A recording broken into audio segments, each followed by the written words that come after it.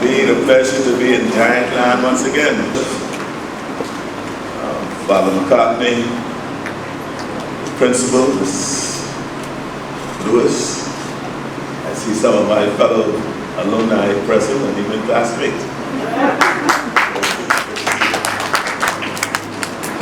And indeed to all of you here present. You know, when I went to St. John's, we didn't have praise and worship. We went to St. Agnes every Thursday morning, had solemn mass and service.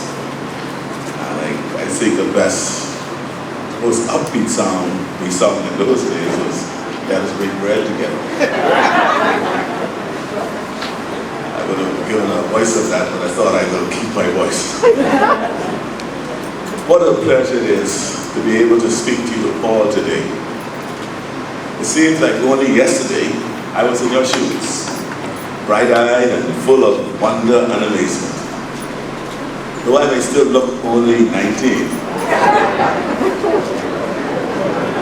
It's been 54 years since I graduated from St. John's College. 54, yes. But wow, it really has been a journey.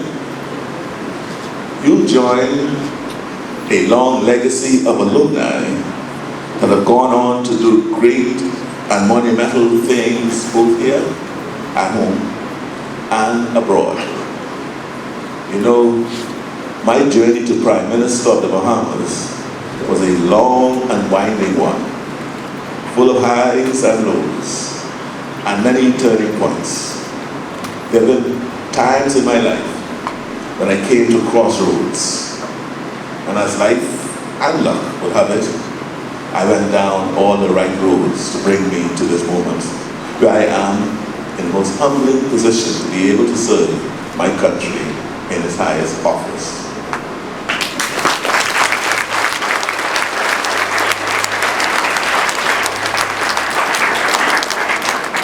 Now, I come from ordinary, hard-working people. My grandparents were not taught to read or write. Both sets of my grandparents were subsistence farmers who grew their own food to feed their families.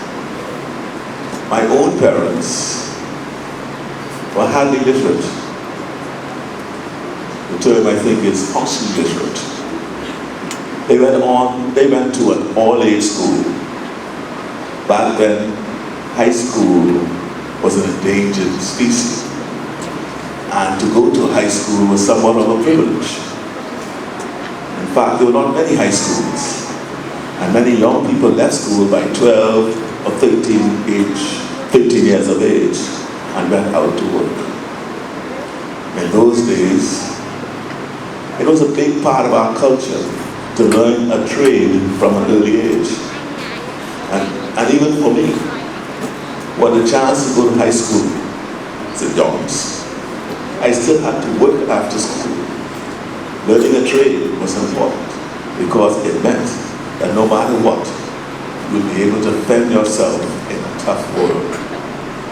I worked many jobs, from packing groceries to mechanic helper, to being a carpenter's helper in the construction industry. I did it all. I like to think of myself as a product of faith, favor, and fearlessness. I spent the first 6 years of my life in Canada with my grandparents. It is these years, I think, that really set the foundation for my life. When I was in Canada, I was too small to go in the field. That means going to the farm. But too young to start school. But on the island, they had a tradition. If you fell in that category, your older brother or sister, and in my instance, my uncle, took me to school with them. They put us in a corner to keep an eye on us while they were at school. In those days, they called it the gallery. I suppose that's what evolved to become preschool. And we'd be there as little ones, sitting there, watching while our elder siblings learned. And we too learned almost by osmosis. It is when I came back to Nassau, at about the age of 6, and I met my first, what I call, crossroad. This is the story of how I spent 2 weeks living life as a boy named Calvin. In Nassau, I went to Eastern Prep, where the headmistress was an English lady by the name of Miss Pendergast. When I went there, they put me into class 1. They of course thought I had no education before now, seeing that I was just starting school at the age of 6.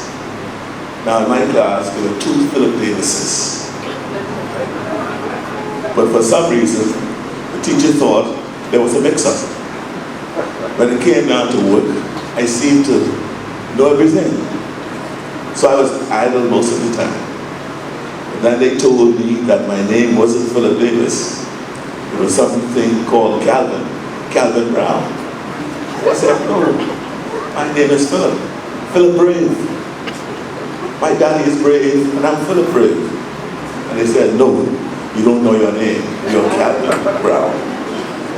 You're supposed to be in class 3. Calvin Brown was a class 3 student who never went to school. And they couldn't believe that they left 2 Philip Davises in class 1. And I was so idle in this class because being in the gallery from Cat Island, I seemed to know everything in the class. And they thought that I didn't know my name. And so I protested. And for protesting, they didn't talk back to teachers. I got quite a beating because I was denying who I truly was. So they put me in class 3 at Eastern Prep. And there I was, understanding and doing the work in class 3 as well. And so, as I tried as young Master Brown, my daddy finally found out that I'd gotten a beating because he didn't know what thing. And in those days, you couldn't go home and tell your daddy you got a beating because that's another beating. But somehow the word got out to him. And he said, I understood you got a beating. What happened? And I was saying, Daddy, no, I ain't getting no beating. But eventually I had to say yes. And then I told him they beat me because they said I didn't know my name. He said, what do you mean by that? And so the rest was history. We went back to school, he took me to school, and he told him, look, this is Philip Bray Davis, not no Calvin Brown. But thanks to my stint as Calvin Brown, I stayed in class 3 and back to class 1.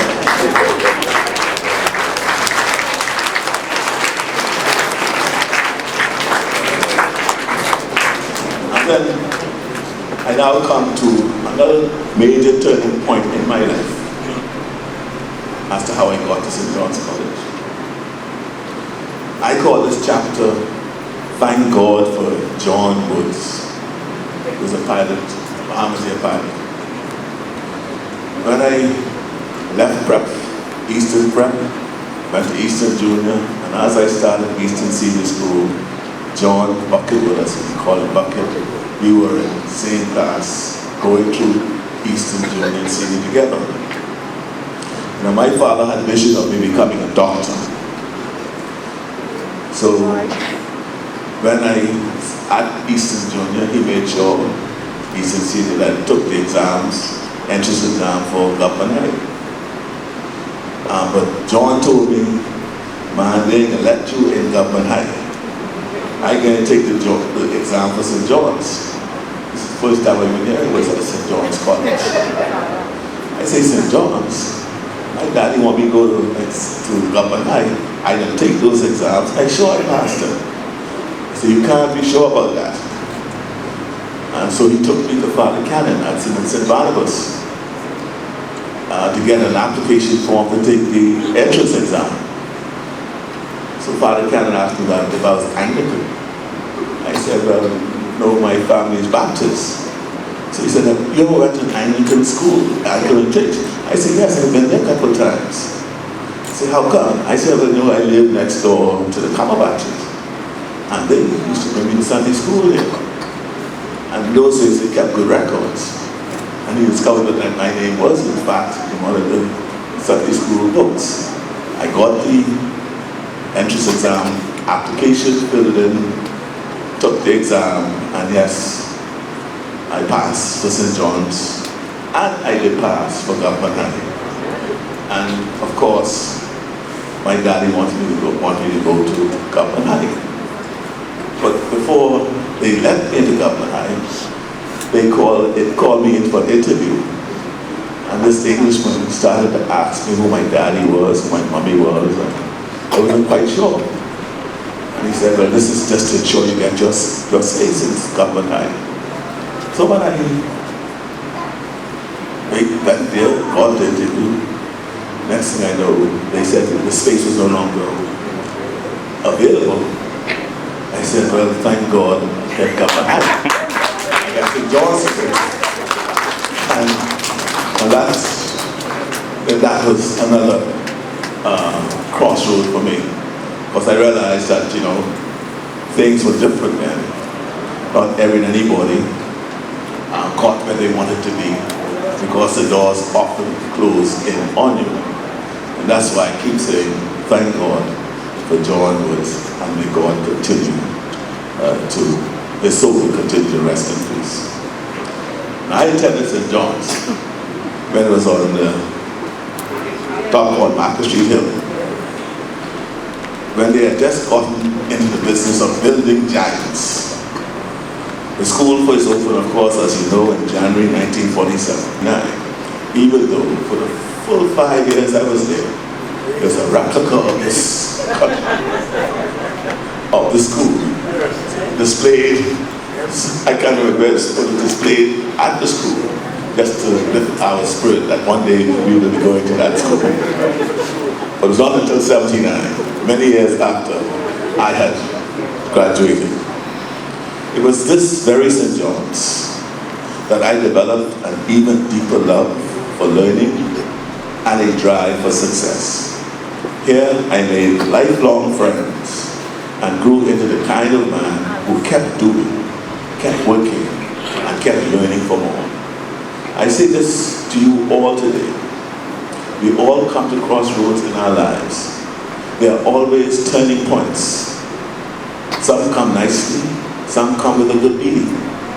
But there's always, between disappointment and opportunity, choice. When opportunity comes knocking, seize it, hold on to it, water it, pour love and life into it, and watch it grow. As I said, I grew up on Cat Avenue, and our mode of transportation in those days was the horse. To get from one settlement to the next, we rode horses. And I often tell this story about a horseman riding from the settlement of Artistown to Old White in the middle of the dark night. And as he rode that horse in the middle of the night, we heard a voice saying, "Stop!" And of course, in the dark of the night on Cat Island, everyone, he was frightened. And instead of stopping, he just put the whip to the horse to continue going faster. And he heard his voice again, "Stop." He didn't stop. But any of you who would know horses, when they come to a pool of water or puddle of water, they will in fact stop to ensure that their footing is correct. And in that ride, he came to this pond, this puddle of water, and the horse stopped. And as the horse stopped, at the same time his voice was saying, "Stop." So this again frightened the horse. And the voice said to him, "Get off your horse, and you could pick up all the pebbles that you find on the ground. Fill your bags, your saddlebags, fill your pockets, fill everything you got and take up as much stones or pebbles as you can. And so the horseman, just being annoyed and frightened, he took a handful of pebbles, of stones, and put it in his pocket, hopped on his horse and rode off back home. The next morning he gets up and he went to put on his pants and he remembered, I have some rocks in my pants pocket. And he took the rocks out. And when he opened his hands, those rocks were precious stones. You know, precious stones. And he looked at it. What do you think he said to himself? I should have taken more. What if I had done this? And that is a journey, I think, as students, we could learn something from. Because if you think of yourself as moving from one point to the next, and hearing the voice, that voice is that of your teacher, telling you what to do and how to do it. Telling you what to do and how to do it. It is for you to listen and then obey. And that at the end of the journey, don't be like the horseman. Don't be like the horseman saying, only if I listen, how much more richer, how much more rich or richer I would be. Wouldn't I have been on the top of the world with bags of precious metals and stones? So I say to you, students, don't feed the what ifs. Rather, speak life into the now, the real and the right on time. What you need to do it well and walk in purpose. And you will find that as I am the example for you as students, that you could be one day where I am today. I encourage you to strive to be just that. Do well and walk in purpose. Thank you.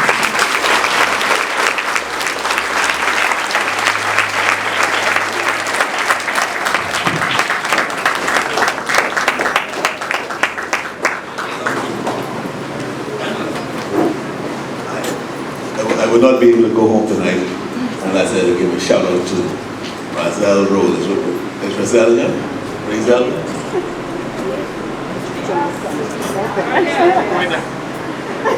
Hi, Razel.